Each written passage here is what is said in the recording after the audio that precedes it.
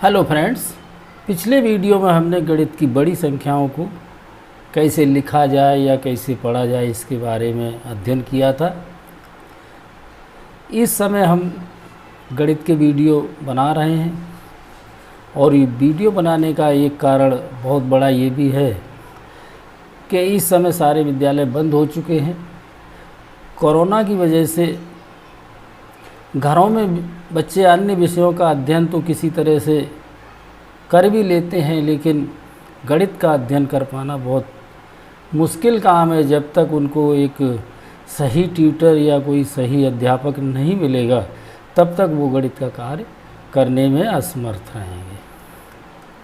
अक्सर देखा गया है और ये सभी लोग जानते हैं कि जितने भी पढ़ने में कमज़ोर बच्चे होते हैं उनमें से लगभग 80-90% बच्चे गणित में ही कमज़ोर होते हैं, और जितने भी होशियार बच्चे होते हैं जो कामयाब होते हैं उनमें से कम 70-80% बच्चे वही होंगे जिनकी गणित बहुत अच्छी होगी। तो इसका सीधा मतलब यही है कि बच्चों के लिए गणित का अध्ययन सबसे अधिक अनिवार्य है और बच्चों को गणित पर ही सबसे ज़्यादा ध्यान भी देना चाहिए। हमारे अभिभावकों को भी ये ध्यान बराबर रखना चाहिए कि यदि वास्तव में आप अपने बच्चों की शिक्षा को सुदृढ़ करना चाहते हैं तो हर संभव प्रयास ये कीजिए कि बच्चों का मैथ किसी भी प्रकार से कमज़ोर न हो। यदि मैथ कमज़ोर हो गया तो फिर आप उम्मीद न रखें कि बच्चा कुछ जीवन में बहुत अच्छा कर पाएगा। हाँ, इस बात की हम गारंटी दे सकते हैं कि जिस बच्चे की मैथ बहुत अच्छी होगी वो बच्चा कहीं न कहीं या तो सरकारी जॉब में चला जाएगा और या प्राइवेट जॉब में भी होगा तो बहुत अच्छा कमाएगा और बहुत अच्छा अपना जीवन सुचारू रूप से चला सकता है। इसीलिए हमने मैथ पर विशेष जोर देने की वजह से मैथ के वीडियो बनाना प्रारंभ किया है, और जब तक ये विद्यालय बंद रहेंगे, जब तक ये कोरोना की लड़ाई चलती रहेगी, तब तक हम अधिकांश वीडियो मैथ पर ही बनाएंगे। जब हम लोग गणित का अध्ययन करना प्रारंभ करते हैं, जैसे हमने अभी एक पिछला वीडियो बनाया तो हमने संख्याओं को लिया था कि बड़ी संख्याओं को कैसे लिखा जाए, कैसे पढ़ा जाए, और जब हमने सबसे पहले वीडियो बनाए थे कि counting in easy way part first से जब प्रारंभ किया था तो 1 2 3 4 यही लिखना सिखाया था। एक से भी कोई छोटी संख्या भी है हमारे गणित में, उस संख्याओं को बहुत बाद में बताया जाता है। चाहे आप गणित की कोई भी किताब देख लीजिए, गिनती को 1 से ही प्रारंभ किया जाता है। आज इस वीडियो में जो हम बताने जा रहे हैं उस चीज़ को बच्चों को सबसे पहले सीखने की आवश्यकता है, अन्यथा वो हमेशा गणित में कमज़ोर ही बने रह सकते हैं। यहाँ पर कुछ लोग ये भी कह सकते हैं या फिर उनको ये गलतफहमी हो सकती है कि हमको तो गणित बहुत आती है, इस सब की क्या आवश्यकता है। आवश्यकता है। मैथ एक ऐसी चीज़ है कि यहाँ पर एक ही नियम शुरू से और लास्ट तक चलता रहता है। जो नियम सबसे पहले हम सीख लेंगे वही नियम हमारी शिक्षा पूरी होने तक कहीं कोई परिवर्तित नहीं हो सकता। इसलिए अब 1 से भी छोटी संख्या क्या है, सभी लोग जानते हैं कि 0 भी है गणित के अंतर्गत, जिसका कोई अर्थ नहीं लिया जाता कि 0 तो 0 है, ये कुछ भी नहीं है। आज हम जो ये वीडियो प्रस्तुत करने जा रहे हैं उस 0 के ऊपर ही हमने इस वीडियो को बनाया है, और बच्चों को इस 0 से बहुत सतर्क रहने की भी आवश्यकता है, नहीं तो मैथ कभी भी कंप्लीट नहीं हो सकती। तो देखिए आज का वीडियो। तो देखिए गणित में शून्य की क्या स्थिति है। नंबर 1 शून्य, सबसे छोटी पूर्ण संख्या है। अक्सर 6-7 में बच्चों से पूछ लिया जाता है, जैसे कि हिंदी और इंग्लिश में क्वेश्चन पूछे जाते हैं कि सही गलत का निशान लगाइए, उस आधार से पूछ लिया जाता है और अधिकांश बच्चे भ्रमित ही रह जाते हैं। जबकि ये बहुत छोटी सी चीज़ है, केवल याद करना। छोटे बच्चे कक्षा 1-2 से ही अगर इसको याद करने लगेंगे तो बहुत बड़ा फ़ायदा हो सकता है। तो शून्य सबसे छोटी पूर्ण संख्या है और प्रत्येक पूर्ण संख्या शून्य से बड़ी होती है। जैसा कि अभी हमने बताया था कि 1 2 3 4 5 से जब गिनती स्टार्ट करते हैं, ये सारी संख्याएं शून्य से बड़ी होती हैं। ऋणात्मक संख्याएं जैसे -1 -2 -3 या -4 -5 आगे तक, ये सब शून्य से छोटी होती हैं। शून्य की खोज भारतीय वैज्ञानिक आर्यभट्ट ने की थी। शून्य का आविष्कार हम कई बार बता चुके हैं, अपने भारतवर्ष में हुआ। किसने किया? आर्यभट्ट ने किया। इसके पहले केवल 1 से 9 तक के अंक थे और वो सब क्या कहलाती है? प्राकृतिक संख्याएं। पिछले वीडियो में बता चुके। शून्य स्थानीय मान सारणी में भले ही किसी भी स्थान पर हो, इसका स्थानीय मान सदैव 0 ही रहता है। स्थानीय मान क्या होता है? अंकों का स्थानीय मान होता है कि इकाई के स्थान पर है या दहाई के स्थान पर है या सैकड़ा के स्थान पर, हजार के स्थान पर या लाख के स्थान पर, किसी भी स्थान पर है। शून्य अगर किसी भी स्थान पर है तो उसका स्थानीय मान शून्य ही रहता है। बाकी अन्य संख्याओं का स्थानीय मान बदल जाता है। शून्य स्थानीय मान सारणी में किसी भी जगह पर हो, चाहे वो 1000 की जगह पर हो, लाख की जगह पर हो या सैकड़ा जगह पर हो या फिर दहाई के स्थान पर, उसका मान सदैव शून्य ही रहता है। जैसे हमने दिखाया है कि 3502 लिखा हुआ है, इसका स्थानीय मान देखिए कि 3 का स्थानीय मान कितना हुआ? 3 पर 3 जीरो लगे हैं। कौन कौन से? एक 5 के लिए, एक 0 के लिए और एक 2 के लिए। तो 3 का स्थानीय मान कितना हुआ? 3000।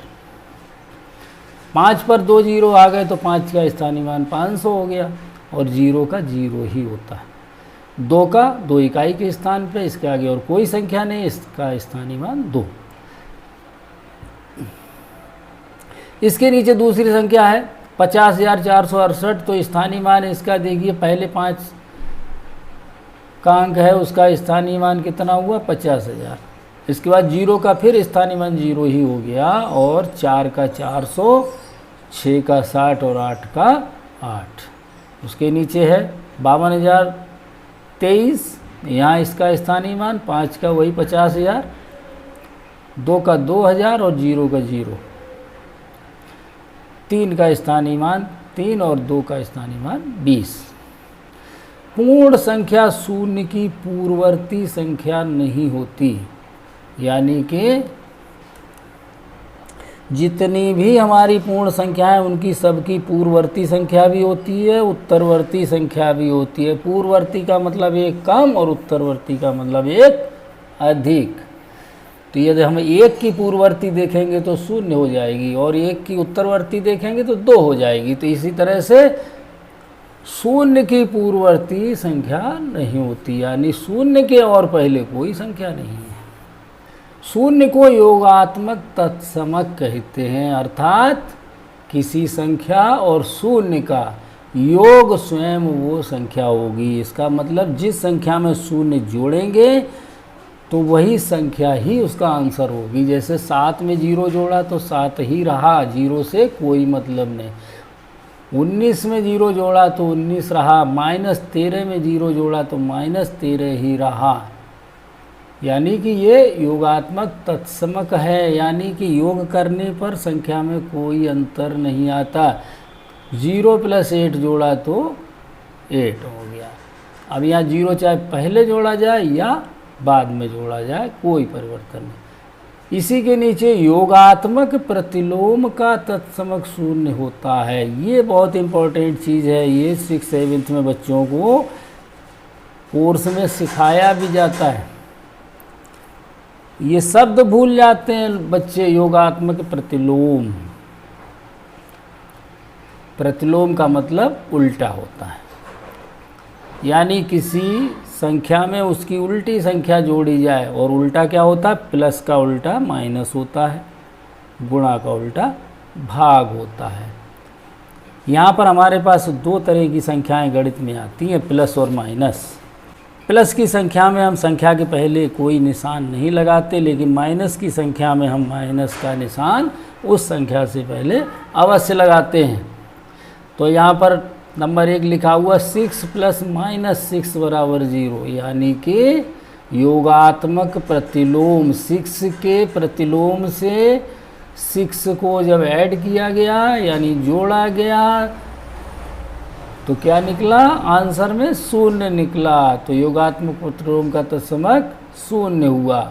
इसी तरह से -8 में +8 को जोड़ा, -8 और +8, -8 + 8, ये आपस में क्या है, योगात्मक प्रतिलोम है। ये आपस में प्रतिलोम है, एक दूसरे के अपोजिट हैं, उल्टे हैं। जब इनको आपस में जोड़ेंगे तो आंसर आता है 0। अब ये सब चीज़ें बच्चों को शुरुआत में नहीं सिखाई जाती हैं गणित में। हम कहाँ से शुरू कर देते हैं, 1 2 3 4 5 पढ़ना लिखना शुरू कर देते हैं।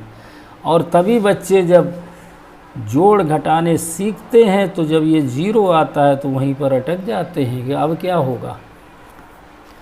अभी हम लोगों ने देखा कि किसी संख्या में 0 को जोड़ते हैं तो आंसर 0 आता है। उसी तरह से यदि किसी पूर्णांक में से 0 को घटाया जाए, यदि किसी पूर्णांक में से 0 को घटाया जाए तो परिणाम स्वयं वह पूर्णांक ही होता है। यहाँ पर छोटे बच्चे हो सकता है कि पूर्णांक को न समझते हो। पूर्णांक का मतलब होता है पूरा अंक। पूरा अंक क्या होता है, 0 से लगा के 1 2 3 4 5 जितनी भी संख्याएं, ये सब क्या होते हैं, पूर्णांक होते हैं। और इससे अलग हट के जो भिन्न होती है यानी 1/2 1/3, ये पूर्णांक नहीं होते, वो पूरे अंक नहीं होते। हाँ, तो यदि किसी पूर्णांक में से 0 को घटाया जाए तो परिणाम स्वयं वो पूर्णांक ही होता है। जैसे कि नंबर 1 11 में से 0 घटाया तो 11 ही, -8 में से 0 घटाया तो भी -8।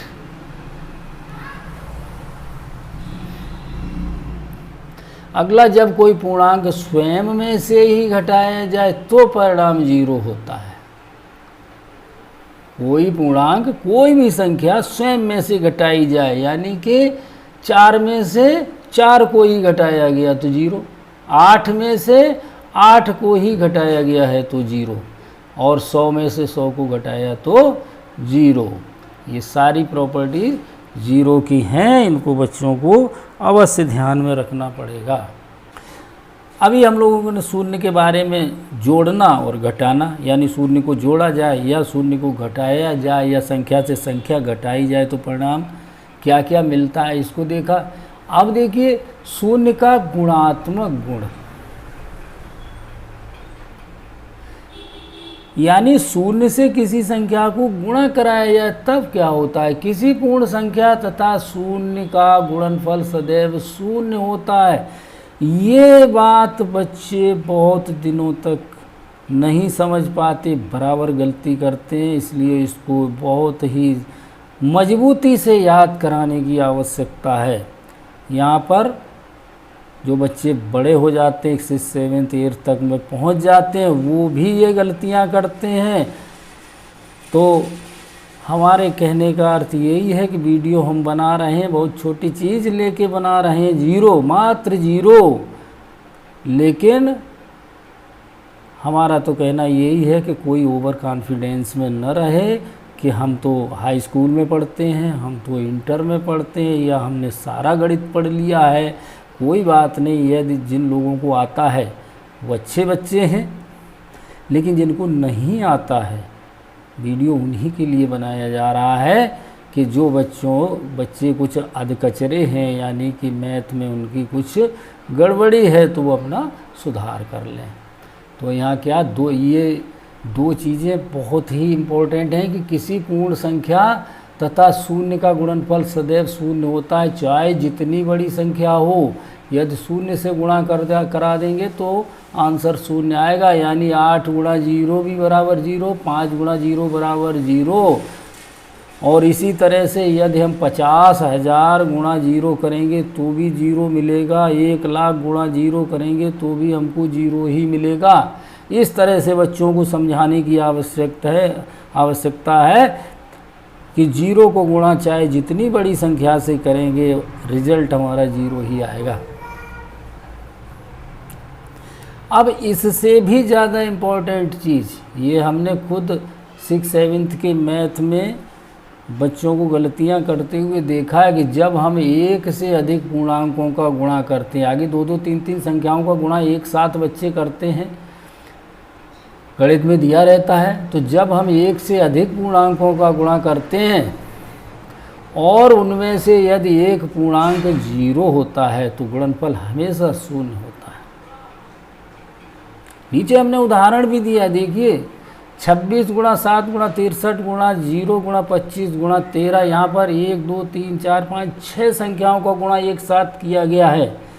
जो बच्चे कंपटीशन की तैयारी करते हैं या जो बच्चे तेज बुद्धि के होते हैं उन्हें अनावश्यक कुछ भी मेहनत करने की आवश्यकता नहीं है। अगर इस उदाहरण को देख लेंगे कि हमें बीच में एक 0 मिल रहा है, हम किसी भी संख्या का बिल्कुल गुणा छुएंगे नहीं, करेंगे नहीं, हम सीधा सीधा आंसर 0 रख देंगे, कुछ करने की आवश्यकता नहीं है।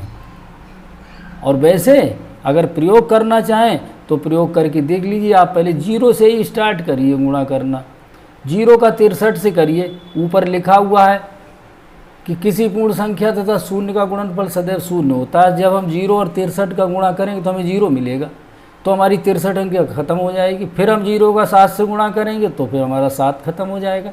फिर 0 का 26 से गुणा करेंगे फिर हमको 0 मिलेगा, ख़त्म हो गया। 3 संख्याएं ऐसी चली जाएंगी। फिर हम 0 का 25 से गुणा करेंगे तो भी 0, और लास्ट में जब 13 बचेगा 0 का 13 से गुणा करें तो फिर हमें 0 मिलेगा।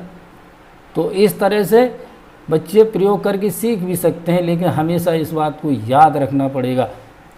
कंपटीशन छोटे बड़े जो भी होते हैं उनमें इस टाइप की चीज़ें आ सकती हैं कभी कदार, के बीच में एक 0 दे दिया, आप गुणनफल लिखा हुआ फालतू में अटके पड़े हैं कि इसका गुणा उसका गुणा सब करते घूम रहे, कुछ करने की आवश्यकता नहीं है। इसी तरह से नीचे वाला सवाल है, देखिए 16 गुणा 20 गुणा 25 गुणा 0 गुणा 4 गुणा 5, इसका भी आंसर 0। चाहे जहाँ से हम स्टार्ट करें, या तो 0 और 4 का गुणा फिर 5 का गुणा इधर से ले लें, या 0 गुणा 25 इस तरह से इधर से ख़त्म करते चलें। एक एक करके एक एक संख्या निपटती जाएगी और हमको आंसर मिलेगा 0। तो ये दोनों तथ्य बहुत आवश्यक हैं, बच्चों को इनको हमेशा ध्यान में रख के चलना है। वैसे गणित में एक चीज़ और है, बच्चे क्यों कमज़ोर होते हैं, इस बात को यदि हमारी बात को थोड़ा भी लोग ध्यान करें तो शायद कुछ भला हो जाए। होता क्या है कि जैसे अन्य विषयों में हम लोग पढ़ते हैं तो सबसे पहले पाठ को पढ़ते हैं, उसका अध्ययन करते हैं, उसका अर्थ निकालते हैं, फिर उसके प्रश्न उत्तर और जो कुछ खाली जगह सब कुछ करते हैं। मैथ में क्या होता है, चाहे अध्यापक हो पढ़ाने वाला और चाहे ट्यूटर हो पढ़ाने वाला, बच्चे की किताब खोले और सीधे एकदम एक्सरसाइज पे जुट जाते हैं। निकालिए एक्सरसाइज 1 निकालिए, 2 निकालिए, कहाँ पर चल रहे थे एक्सरसाइज 3 निकालिए, 4 निकालिए, और बच्चे भी बड़ी तेज़ी से केवल वही एक्सरसाइज ही निकाल के रख देते हैं। पढ़ाई वहीं से स्टार्ट हो गई। पहला क्वेश्चन क्या है, पढ़ाना शुरू कर दिया। दूसरा क्या है, पढ़ाना कहीं अटके तो फिर टीचर क्या देखते हैं कि पीछे क्या समझाया गया है, पाठ के शुरू में समझाया क्या, नियम क्या समझाया गया, वहाँ से देख लिया और काम को करा दिया। बस यही मिस्टेक है। चाहे तो समय के अभाव से ये मिस्टेक हो, या जानबूझ के हो, या अनजाने में हो। सबसे पहले हमें अन्य विषयों की तरह गणित के भी पाठ को खोल के उसके अंतर्गत क्या क्या नियम लिखे हुए हैं, क्या क्या एग्जाम्पल दिए हुए हैं, वो सब पहले देखना है। उसके बाद हमको एक्सरसाइज पे आना है। बड़ी सरलता मिलेगी, बच्चों को भी बड़ी सरलता मिलेगी, पढ़ाने वाले को भी, और बड़ा अच्छे तरह से मैथ बच्चों की समझ में आएगा। अगर इस चीज़ की गांठ बांध लें लोग तो काफ़ी कुछ सुधार हो जाएगा। लेकिन क्या है, लोग तो को वीडियो भी ना देखें, इसलिए हमारा काम है, हमने अपनी बात कह दिया, बाकी सब अपने अपने दिमाग से लोग चलते हैं। यहाँ पर 2-3 तथ्य और निकल के देखिए आए। धनात्मक पूर्णांक से पहले अभी थोड़ी देर पहले हमने समझाया कि संख्याएं हमारी कितने प्रकार की, 2 प्रकार की, एक धनात्मक एक ऋणात्मक, यानी धन पूर्णांक और ऋण पूर्णांक। जो संख्याएं धन पूर्णांक होती हैं उनके आगे हम प्लस का निशान नहीं लगाते, और जो संख्याएं ऋणात्मक होती हैं यानी माइनस की होती हैं उनके पहले हम माइनस का निशान लगा लेते हैं। तो यहाँ धन पूर्णांकों की बात हुई है सबसे ऊपर। धनात्मक पूर्णांक से पहले शून्य लिखने से उसके मान में कोई परिवर्तन नहीं होता। जैसे 4 लिखें या 0,4 लिखें। पिछले वीडियो में हमने बताया भी था कि 1 से लेकर 9 तक की संख्याओं को बच्चे यदि 01, 02, 03 इस प्रकार से लिखना सीख लेंगे तो अंकों से शब्दों में लिखने में बड़ा आसानी होगी। जैसे कि 504 लिखा तो 500 यानी 100 बता रहा है तो 5 लिख दिया हिंदी में, और 4 लिखा है 504 हुआ तो 4 लिखा है। और हमने यदि अभ्यास बना लिया 04 लिखने का तो 5 लिखा, 04 लिखा, संख्या अपने आप से हो गई। हम कहीं भी अटके नहीं कि दहाई के अंक में अटक रहे हों। तो हम बता चुके थे कि 04, तो यहाँ पर क्या है 4 लिखें या 04 लिखें कोई परिवर्तन नहीं। 235 के आगे अगर हम 0 बना देंगे तो इस 0 का कोई महत्व नहीं है। दूसरा तथ्य कि धनात्मक पूर्णांक के बाद यानी 4 के बाद या 235 के बाद, इस तरह से धनात्मक पूर्णांक के बाद शून्य लिखने से उसके मान में 10 गुना वृद्धि हो जाती है। छोटे बच्चों को ये बात समझाने की बहुत बड़ी आवश्यकता है। जैसे कि 8 लिखा है और 8 के बाद 0 लिखने पर वो क्या हो जाता है, 80 हो जाता है। 50 लिखा है, 50 के बाद उस पर अगर 1 0 और लगा दिया तो 500 हो गया। यदि 50 के पहले 1 0 लगा दें तो कुछ भी नहीं, वो 50 ही रहेगा। 8 के पहले 0 लगा देंगे तो 8 ही रहेगा। हाँ, एक जो ये तीसरा तथ्य है कि दशमलव और पूर्णांक के बीच में शून्य लिखने से पूर्णांक के मान में 10 गुना कमी हो जाती है। उदाहरण हमने नीचे दर्शाया है। 1 लिखा है 1.5 और उसी में देखिए 1.05, 1.05 यानी कि 5 जो लिखा है 0.5 का मतलब हुआ 0.5/10 यानी 5/10। ये जब दशमलव का कोई वीडियो बनाएंगे उस समय इसका विस्तार से मतलब समझाया जाएगा। यहाँ पर केवल इतना ही समझ लीजिए कि 0.5 का मतलब 0.5/10 यानी कि 1/2 बराबर आधा होता है। 0.05 का मतलब होगा, अब यहाँ पर हमारे 2 अंक हो गए हैं तो 5/100 यानी 5/100 होगा। 2 जीरो की संख्या आएगी नीचे। ये सब उस समय समझाएंगे जब दशमलव का वीडियो बनेगा। तो 5/100 को जब सरल करेंगे तो 1/20 यानी 1/20 होगा, और 1/20 का मतलब है कि 20वां भाग। ये भिन्न की बात है। और अभी हम ऊपर जो है शून्य क्या है, हमारा पूर्णांक है, और वीडियो हमारा पूर्णांक के ऊपर बन रहा था। ये तो हमने यहाँ पर इसलिए बताया है कि शून्य ने कितना परिवर्तन कर दिया है। 1.5 के पहले हमने 0 और 5 के बीच में 0 लगाने से इसका मान कितना कम हो गया, 1 पूरा और 20वां भाग। और वहाँ पर क्या मतलब था, 1 पूरा तो और आधा भाग, तो वो 1.5 हो गया था। अब अभी हमने बताया कि संख्याएं 2 प्रकार की, धनात्मक और ऋणात्मक। तो शून्य न तो धनात्मक है और न ऋणात्मक।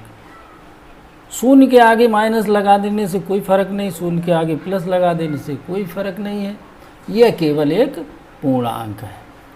क्या है, केवल एक पूर्णांक है। न इसको हम धनात्मक मानेंगे न हम इसको ऋणात्मक मानेंगे। शून्य का अर्थ कुछ भी नहीं होता। सभी लोग जानते हैं कि शून्य का मतलब शून्य है, 0 है, यानी कुछ भी नहीं है। किसी के पास शून्य है यानी कि 5 रुपया थे, 5 खर्च कर दिया, फिर उसके बाद 0 रुपया बचे, यानी कुछ भी नहीं बचा। 0 का मतलब कुछ भी नहीं, ये सभी लोग जानते। परंतु दूसरे पूर्णांकों के साथ आने पर वह उनका मान अवश्य बदल देता है। हाँ, इसका अपना स्वयं का कुछ भी अर्थ नहीं है, लेकिन जब ये दूसरे पूर्णांकों के साथ लग जाता है तो उनके मान में बहुत बड़ा बदलाव कर देता है। यदि बदलाव न करता होता, यदि इसकी कोई अहमियत न होती, तो इसकी गणित में आवश्यकता ही क्या थी। खुद हम लोग सोच के देखें कि 1 से लेकर 9 तक की जो प्राकृतिक संख्याएं हैं, क्या इनके 9 के बाद आगे की संख्याएं बन सकती थी, चल सकती थी क्या? यदि शून्य न होता तो हम क्या करते? 1 से लेकर 9 ही तक गिनते और 9 के बाद फिर क्या करते? फिर 1 पे 1 11 होता, 10 तो बीच में रह ही जाता, क्योंकि 0 हमारे पास होता ही नहीं।